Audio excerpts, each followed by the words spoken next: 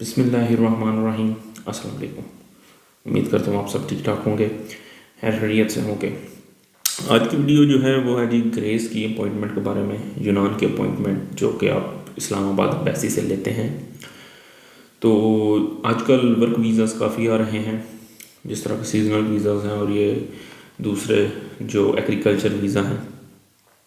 तो उसकी बेस पे जो उन्होंने अपॉइंटमेंट का भी जो नया सिस्टम लॉन्च किया है वो ये है कि आपने पर्सनली वहाँ जाकर जो है अपॉइंटमेंट लेना है। पहले तो ये होता था कि आप ऑनलाइन स्लॉट बुक करते थे, उसके बाद आप वहाँ पे जाते थे, लोगों को स्लॉट मिलती नहीं थी और बाकी जो एजेंट्स हैं वो पहले स्लॉट्स बुक कर लेते थे या फिर पैसे देकर 1.5 लाख 2 लाख 3 लाख भारी भरकम जो है अमाउंट देकर आपको वो जो अपॉइंटमेंट लेना पड़ती थी। अब जो वर्क परमिट वाले हैं उनके लिए उन्होंने ये सहूलत की है कि आप वहाँ पर डायरेक्टली जाएंगे, अपने डॉक्यूमेंट्स उनको देंगे तो वो आपको अपॉइंटमेंट दे देंगे और सारा प्रोसीजर बता देंगे। ये सिर्फ वर्क वीज़ा वालों के लिए है, बाकी जो फैमिली वीज़ा, विज़िट वीज़ा और स्टूडेंट वीज़ा है उनका सेपरेट सिस्टम है और ये चीज़ें चेंज होता रहती हैं क्योंकि अभी अक्टूबर 2023 है, अभी ये न्यू सिस्टम इन्होंने लॉन्च किया है। तकरीबन सारी एम्बेसीज जिस तरह इटली भी और कनाडा भी सारे न्यू सिस्टम लॉन्च कर रहे हैं। तो फ़िलहाल ये वर्क वीज़ा वालों के लिए ही है। इसमें आपका जो प्रॉपर सर्कल है, यहाँ सारा जो सिस्टम है वो इस तरह से है कि सबसे पहले आपने जाना है एम्बेसी में, और एम्बेसी जाने से पहले आप जो अपना पुलिस कैरेक्टर सर्टिफिकेट है वो बनवा लें और उसको मोफा से अटेस्ट करवा लें। जिस दिन आप मोफा से अटेस्टेशन करवाने जाएं उसी दिन आप बाकी डॉक्यूमेंट्स लेकर भी साथ जाएंगे। वहाँ पर जो आपको एम्बेसी के बाहर रिक्वायर्ड होगा वो होगा आपका एक अपॉइंटमेंट फॉर्म है, वो वहाँ पर भी लोग आपको फिल करके दे रहे होंगे 1000 रुपये में। बाकी ये ऑनलाइन आपको मिल जाते हैं इनकी वेबसाइट से, तो वहाँ से आप डाउनलोड कर सकते हैं। उसको आप खुद ही फिल कर लें। उसमें बेसिक चीज़ें होंगी, आपका नाम, वालिद का नाम, आपका जेंडर, आपका ट्रैवल टाइम मतलब कब आपने ट्रैवल करना है, आपके एम्प्लॉयर की थोड़ी सी डिटेल्स वो आपसे रिक्वायर्ड करेंगे, आपका एम्प्लॉयर कौन है, उसका नाम क्या है, किस जगह पे आप जा रहे हैं वीज़ा लेकर, उसके अलावा उसका टैक्स नंबर वगैरह, ये छोटी मोटी डिटेल्स वो है वो फॉर्म में पूछेंगे। तो वो आपने फिल करना होता है, खुद करके चले जाएं या फिर वहाँ पे जाकर फिल करवा लो। उसके नीचे आपके सिग्नेचर वगैरह रिक्वायर्ड होते हैं। उसके अलावा जी आपने लेके जाने हैं एम्प्लॉय डॉक्यूमेंट्स, जितने भी डॉक्यूमेंट्स आपको आए हैं। अब वो डॉक्यूमेंट्स 2 हों, 4 हों, 6 हों, 8 हों, हर बंदे के पास अलग अलग डॉक्यूमेंटेशन होगी।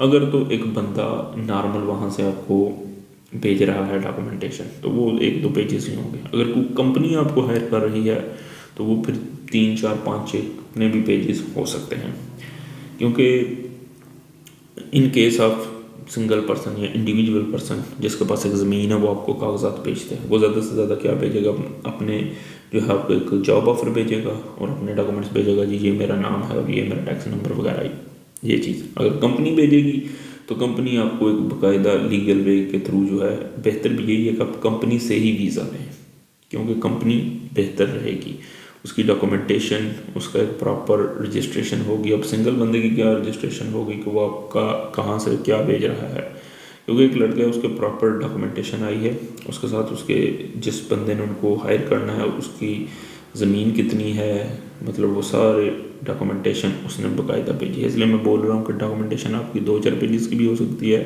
7-8 की भी, वो डॉक्यूमेंट्स भी आपने साथ लेकर जाने हैं।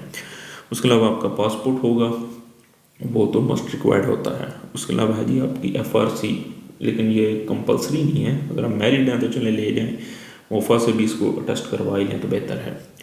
तो जब आप वहाँ पर जाएंगे उनको ये डॉक्यूमेंटेशन अपनी देंगे तो वो एम्बेसी में आपकी सारी डिटेल्स चेक करेंगे कि इस बंदे के डॉक्यूमेंट्स यहाँ पर आ चुके हैं या नहीं आए।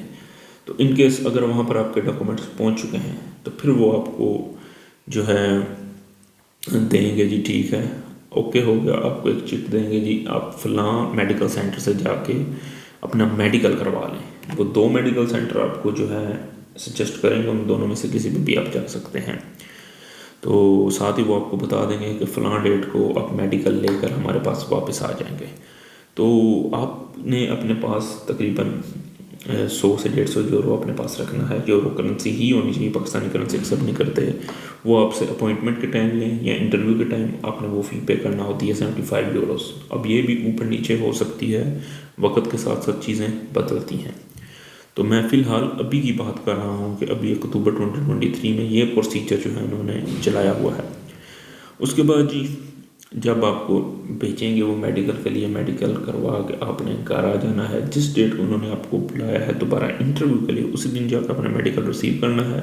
अपनी प्रॉपर डॉक्यूमेंटेशन जो है वो करके, जो डॉक्यूमेंट्स आप लेके गए थे, आपकी पुलिस कैरेक्टर सर्टिफिकेट, आपके जो डॉक्यूमेंट्स एम्प्लॉयर की तरफ से आए हैं, आपका पासपोर्ट, ये सारी चीज़ें आपने लेकर वहाँ चली जानी है। उसके अलावा एक चीज़ जो आपको रिक्वायर्ड होगी वो होगी ट्रैवल इंश्योरेंस।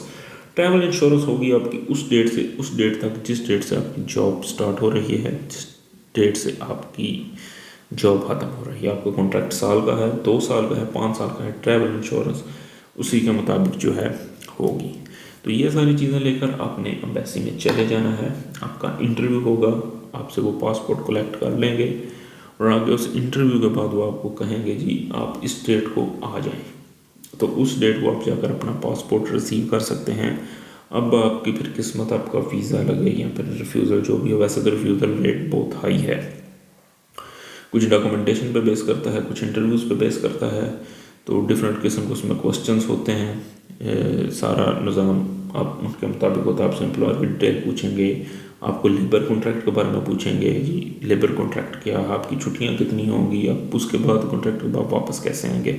तो इन चीज़ों को स्ट्रॉन्ग बनाने के लिए बेहतरीन तरीका यही होता है कि आप जो है कोशिश करें 5 साल वाला वीज़ा जो है वो लें और उसके थ्रू ही आप जाएं और इंटरव्यू को अच्छे तरीके से जो है अटेंड करें, क्वेश्चंस को बेहतरीन तरीके से आंसर करें।